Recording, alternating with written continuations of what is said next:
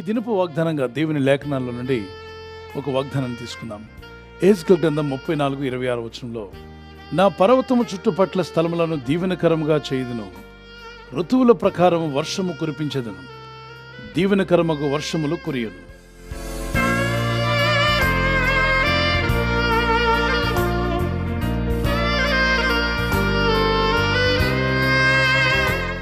యెహెజ్కేలు అనే ప్రవక్త ద్వారా దేవుడు తన యందు విశ్వాసం ఉంచిన, తన యందు నమ్మిక ఉంచిన తన జనంతో మాట్లాడినటువంటి ఈ వాగ్దానాన్ని నేడు మనం తీసుకుని ప్రార్థిద్దాం.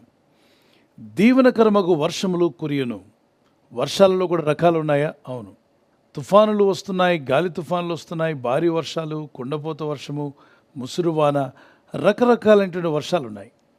కానీ ఈ వర్షాలన్నింటిలో ఈ లిస్టులో లేని మరొక వర్షం ఉంది, మనకు తెలియని వర్షము. అదే దేవుడు అనుగ్రహించే దీవెనకరమైన వర్షం. Amen. The showers of blessings. ఆ వర్షం ఎలాంటిది అంటే దీవెనలు కుమ్మరించే వర్షం. చూడండి, మన వర్షంలో నిలబడినప్పుడు తల నుండి అరికాలు వరకు తడిసిపోతాం. మరి దేవుడిచ్చే దీవెనకరమైన వర్షాల్లో ఏం జరుగుతుంది? తల నుండి అరికాల వరకు దీవించబడతాం. అంటే పైనుండి కింద వరకు, ఇంటి వారు కావచ్చు, కుటుంబంలో కావచ్చు, వ్యాపారంలో కావచ్చు, పరిచర్యలో, సువార్త పనిలో, మిషనరీ పనుల్లో కూడా దేవుడు అనుగ్రహించే దీవెన వర్షం మన మీదకి వచ్చినప్పుడు ఆ దీవెనలు మనం చూడగలుగుతాం. యెహోవా ఆశీర్వాదము ఐశ్వర్యం ఇచ్చును అని సామెత 10:22 వచనంలో రాయబడింది. అది నరుల కష్టం చేత అధికము కాదు. చాలామంది అనుకుంటూ ఉంటారు, నేను కష్టపడి ఏదైనా చేస్తానని. మంచిదే, చేయి. కానీ దైవ సహాయము, నీ కష్టము రెండూ కలవాలి. నీ కష్టము, దైవ సహాయం. చూడండి, దైవుని సహాయం లేకుండా మనం ఎంత కష్టపడినా కష్టపడుతూనే ఉంటాం, కానీ కష్టంలో ఫలితం ఉండదు. అందుకే మీ కష్టార్జితము దీవించబడిలాగున ప్రార్థించండి. యోబు గ్రంథం 1వ అధ్యాయం 8 నుండి 10వ వచనం వరకు దేవుడైన ప్రభు యోబు యొక్క కష్టార్జితాన్ని, చేతుల కష్టార్జితాన్ని ఆశీర్వదించిన గనుక అతడు ఆ దేశంలో గొప్పవాడాయను. మొదట కొద్దివాడే, తుదను మహా అభివృద్ధి పొందుకున్నాడు. ఎలా పొందగలిగాడు? మహా అభివృద్ధిలోకి ఎలా వెళ్ళగలిగాడు అంటే, ఇతను దేవుని విశ్వాసము కలిగి ప్రార్థించేవాడు, దేవుని పట్ల నిరీక్షణ కలిగి ఉన్నాడు, దేవుణ్ణి ఆధారంగా చేసుకున్నాడు, ప్రయత్నం కూడా చేశాడు. ఊరికి ప్రార్థించి ఊరుకోలే. ఆయన వ్యాపారం చేసేవాడు, ఒక బిజినెస్ మ్యాన్. చిన్నగా ప్రారంభించిన ఆ వ్యాపారం ప్రార్థనతో ప్రారంభించాడు, ప్రార్థనతో సాగించాడు. మరి ప్రతి పనిలో ఒడిదుడుకులు ఎన్నో వస్తుంటాయి బిజినెస్లో, అన్నింటిలో కూడా ప్రార్థన ద్వారానే జయించడం ప్రారంభించాడు. దేవుని ఆలోచనలు తీసుకున్నాడు. ఇబ్బంది కలిగిన, నష్టం కలిగిన దేవుణ్ణి విడిచిపెట్టలే. ఆ ప్రార్థన కొనసాగుతూనే ఉంది. తర్వాత కాలంలో దేవుడు మహా అభివృద్ధిలోకి అతను నడిపించాడు. ఎందుకంటే దేవుని యందు భయభక్తి గలవాడు, యథార్థవంతుడు, న్యాయవంతుడు, చెడుతనమును అసహించుకున్నవాడు. 5వదిగా అనుదినము అరుణోదయమున ప్రార్థిస్తూ తన బిడ్డలతో కూడా ప్రార్థన చేయించేవాడు.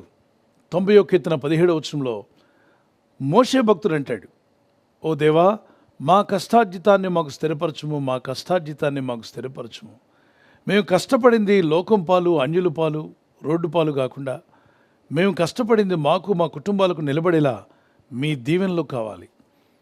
ఒకవైపున మా కష్టము, పైనుండి మీ దీవెన. ఎప్పుడైతే మీ దీవెన వర్షం మా మీదకి వస్తుందో, మేము కష్టపడింది అన్యుల పాలు కాకుండా, లోకుల పాలు కాకుండా, రోడ్డు పాలు కాకుండా అది నిలబడుతుందేవా, మా కష్టార్జితాన్ని మాకు నిలబెట్టమని ప్రార్థించాడు. వర్షాలు అనేవి ఎక్కడి నుండి వస్తాయి? తూర్పు నుండి, పడమటి నుండి, దక్షిణం నుండి, ఉత్తరం నుండి రాదు. కానీ వర్షం అనేది రావాలి అంటే అది పైనుండి రావాలి. పైనుండి పడితేనే అది వర్షం. రైతులు ఎదురు చూస్తూ ఉంటారు వర్షాకాలం కొరకు. వేసవికాలంలో ఎండిపోయినటువంటి భూభాగం, పొలాలన్నీ కూడా ఎండిపోయి ఉంటాయి. వేసవికాలంలో వాగులు, వంకలు నీరు లేక చెరువులతో సహా అన్నీ ఎండిపోయి నెరివిడిచినట్టుగా కనిపిస్తాయి. ఆ పొలాలను పండించుకోవడానికి రైతు ఆకాశం వైపు చూస్తాడు. కారణం ఏంటి తెలుసా? తొలకరి వర్షం. మనకంటే ముందు కాలంలో, మనం జీవిస్తున్న ఈ కాలంలో, రాబోయే కాలంలో కూడా వర్షాలనేవి పైనుండే కురుస్తాయి. అంటే ఎవరు కురిపిస్తున్నారు? పైనున్నవాడే కురిపిస్తున్నాడు. పైనున్నవాడు ఆజ్ఞయిస్తే వర్షాలు భూమి మీద కురుస్తాయి. అందుకే రైతులు పైకి చూస్తూ, దేవా, మా పొలాలు పండినట్లుగా దయచేసి వర్షాలు కుమ్మరించు నాయనా. తొలకరి వర్షం రాగానే రైతులకు ఎక్కడ లేని ఆనందం. ఆ పైనున్న దేవుడు అంటాడు, నేను మీకు ఈ నీటి వర్షం కాదు కానీ దీవెనకరమైన వర్షాలు కుమ్మరిస్తాను. ఈ వాగ్దాన్ని ధ్యానిస్తూనే ఒక చిన్న కీర్తన పాడుకుందాం. నా పాడే వర్షింపు మీష నీ నిండు దీవెనలల్ నీ నామమందున వేడి సన్నుతితో ప్రార్థుము ఇమ్మాయి మీద కుమ్మరించుము దేవా కుమ్మర ప్రేమ వర్షం కుమ్మరించుము దేవా. మనము స్తుతి ఆరాధన చేయుచుండగా, ఈ స్తుతి ఆరాధనలో పైకి వెళ్ళుచుండగా ప్రభు ఆ స్తుతి ఆరాధన అంగీకరించి ఆశీర్వాదపు జల్లను ఆయన కుమ్మరిస్తాడు. అందరినీ దేవుడు పిలుస్తున్నాడు. ప్రయాసపడి భారం వస్తున్న సమస్త జన్మ నా ఎద్దుకు రండి, నీలో ఏ పాపం ఉన్నా రమ్మనే పిలుస్తున్నాడు, రావద్దంటలేదు. నీలో పాపాలున్నాయా, అతిక్రమాలు ఉన్నాయా, దేవునికి దూరం అయ్యావా, తెలుసో తెలియకో ఏదో పాపాలు పొరపాట్లు చేసావా, అక్కడ కూర్చోవద్దు, వచ్చేసాయి, నా ఎద్దుకు రా, నేను నిన్ను పరిశుద్ధపరుస్తాను, నా యందు విశ్వాసం ఉంచు, మొరపెట్టు, ఆశీర్వాదపు జల్లులు మీ మీద కుమ్మరిస్తాను. దేవునికి స్తోత్రం. కృపగల దేవుడు మిమ్మల్ని దీవించి బలపరచులాగున స్తుతి ఆరాధన చేయండి, దేవునిని ఘనపరచండి, కృతజ్ఞత చెల్లించండి. అన్ని వేళలా అన్ని సమయాల్లో స్తుతి చెల్లించుట దేవుని చిత్తము. 1 తెస్సలోనికై 5:16-17 వరకు. పరిస్థితులు బాలేపోయినా స్తుతించాడు యోబు భక్తుడు. తన ఇంట్లో చాలా గొప్ప నష్టం జరిగింది, అయినప్పటికీ ప్రార్థన మానలేదు, స్తుతి ఆరాధన మానలేదు, దేవుణ్ణి మహిమపరిచాడు, దేవుని ఘనపరిచాడు. ఈరోజు దేవుని వాక్యం వింటున్న నా సహోదర సహోదరి, నీ పరిస్థితులు బాలేదా, దేవుని స్తుతించడం మానద్దు. మీ స్థితిగతులు సరిగా లేవా, స్తుతించడం మానకండి. మీరు అనుకున్నట్టుగా ఏమీ జరగట్లేదా, అయినా దేవుని స్తుతించండి. మీ స్తుతి ఆరాధన పైకి పంపుతూనే ఉండండి. మన స్తుతులను అంగీకరించిన దేవుడు వాటిని దీవెన వర్షంగా మార్చి మీ మీద కుమ్మరించునుగాక. దేవుని సన్నిధిలో ప్రతిదినం ఉదయకాలం సాయంకాలం ప్రార్థనలో పాల్గొంటూ మొరపెడుతున్న మీరు ఫలించుదురుగాక. షల్ వి ప్రే. ప్రార్థన చేసుకుందాం. పరిశుద్ధమైన మా ప్రియ తండ్రి, తొలకరి వర్షము కడవరి వర్షమని లేఖనాల్లో మీరు చెప్పినట్టుగా పరిశుద్ధాత్మ యొక్క వర్షం ఆ దినము అపోస్తుల మీద మీరు కుమ్మరించినప్పుడు గొప్ప ఉజ్జీవం కలిగి ఆది సంఘం ప్రారంభించబడింది. నేటి దినాల్లో కూడా గొప్ప ఉజ్జీవం రావాలి, ప్రతి దేశంలో కూడా ఉజ్జీవం కనబడాలంటే ఆత్మ ఉజ్జీవాన్ని కుమ్మరించిన ఆయన కడవరి వర్షాన్ని కుమ్మరించండి. అలాగనే నీ ప్రజలు ప్రార్థిస్తూ మొరపెడుతూ ఉండగా దీవెన వర్షాన్ని కూడా కుమ్మరించమని అడుగుతున్నాను. యెహెజ్కేలు గ్రంథంలో మీరు రాయించిన ఆ దీవెనకరమైన వర్షాలు మాకు, మా కుటుంబాలకు, సంఘాలకు, పరిచర్యలకు దయచేయండి. దీవెనకరమకు వర్షములు మాపై కుమ్మరించుము దేవా. ఈరోజు ప్రార్థించి ప్రయత్నించబోతున్న శంకుస్థాపన అయిన, గృహప్రవేశమైన, ఒక బిజినెస్ ప్రారంభిస్తున్నా, ఉద్యోగ ప్రారంభానికి వెళ్తున్నా, ఒక మంచి కార్యక్రమాన్ని ప్రారంభిస్తుండగా, నేను వారి బిడ్డల వివాహం కొరకు ప్రయత్నాలు చేస్తుండగా వారు చేస్తున్న ప్రయత్నాలు ఫలించలాగున మీ దూతలకు ఆజ్ఞాపించండి. ఎవరైనా హాస్పిటల్లో ఉన్నా, ఐసీయూలో ఉన్నా, ప్రభు ఎవరైతే సీరియస్ కండిషన్లో ఉండి బాధపడుతున్నారో వారికి యేసు నామములో స్వస్థతను అనుగ్రహించండి. ఒక బలహీనత వల్ల కృంగిపోయిన వారిని లేవనెత్తండి. మీ గాయపడిన హస్తమును చాపి వారికి ఉన్న సకల రోగాల నుండి విడుదల ఇచ్చేయి. వారిని లేపి నడిపించడాన్ని సాక్షులుగా నిలబెట్టుకోండి. ఈ ఉదయకాలం ప్రతి రోగి యేసు నామములో స్వస్థత నొందునుగాక.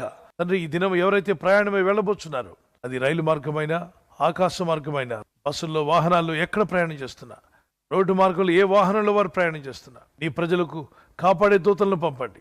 ఉదయం బయలుదేరి సాయంకాలం ఇంటికి వచ్చేంత వరకు నీ కాపుదల, కాపాడే దూతల యొక్క సహాయము నీ ప్రజలకు దయచేయమని అడుగుతున్నారు. నీ ప్రజలు బహుగా ఫలించి వర్ధిల్లులాగున, ఈ దీవెనకరమైన వర్షాలు వారి గృహాల్లో వారు చూచులాగున మీరే ఈ దీవెన వర్షాన్ని కుమ్మరించి మీ నామానికి ఘనత తెచ్చుకోమని, మీ రాకడ దినాల్లో ఆత్మపూర్ణులుగా చేసి నీ సాక్షులుగా నిలబెట్టి వాడుకోమని యేసుక్రీస్తు పరిశుద్ధ నామములో అడిగి వేడుకుంటున్నాను నా పరలోకపు తండ్రి. ఆమేన్, ఆమేన్. ఈ వాగ్దానాన్ని మీతోనే ఉంచుకోకుండా అందరికీ షేర్ చేయడం మర్చిపోవద్దు. తెలిసిన వారందరికీ షేర్ చేయండి. ఈ యొక్క ఛానల్ సబ్స్క్రైబ్ చేయడం మర్చిపోకండి. మీ ఫ్రెండ్స్, స్నేహితులతో కూడా చెప్పి తప్పక సబ్స్క్రైబ్ చేయిస్తారు కదా, చేయించండి. దేవుని పనిలో సహకరించండి. మనం ఉచితంగా చేయగలిగిన పని ఫ్రీగా చేయగలిగినప్పుడు సంతోషంగా చేద్దాం. అలాగే బెల్ బటన్ మీద కూడా క్లిక్ చేయండి. నూతనంగా వచ్చిన ప్రతి ప్రోగ్రాం మీ యొద్దకు మొదటిగా పంపబడుతుంది. God bless you. ప్రభు మిమ్మల్ని దీవించుగాక. బర్త్డే జరుపుకునే వరకు happy birthday to you. Many more returns of the day. God bless you. మీకు వాగ్దానం 1 పేతురు 3:9 ఆశీర్వాదమునకు వారసులగుటకు మీరు పిలువబడితిరి. మనం పిలువబడింది ఆశీర్వాదానికి కారకులగడానికి. ప్రార్థించండి ఈ వాగ్దానం పట్టుకొని. May the Lord bless you. A blessed happy new year to you. మరి ఎవరైతే యానివర్సరీ జరుపుకుంటారో మీ అందరికీ వాగ్దానం, ద్వితీయోపదేశకాండం 31:8 నీ ముందర నడుచువాడు యెహోవా, ఆయన నీకు తోడయ్యుండును, ఆయన నిన్ను విడువడు, నిన్ను ఎడబాయుడు. భార్య భర్తలుగా మీ ఇద్దరు ఈ వాగ్దానం పట్టుకొని ప్రార్థన చేయండి. Happy wedding anniversary, many more returns of the day. God bless you. ప్రభు మిమ్మల్ని ఈ వాగ్దానంతో బలపరచును గాక. భార్య భర్తకు లోబడాలి, భర్త భార్యను ప్రేమించాలన్న ఈ ఆజ్ఞకు విధేయులైతే మీ ఇల్లు అద్భుతంగా ఉంటుంది, కుటుంబం సమాధానంగా ఉంటుంది. దేవుని చిత్తం నెరవేర్చే కుటుంబంగా మీ ఇల్లు ఉండును గాక. God bless you.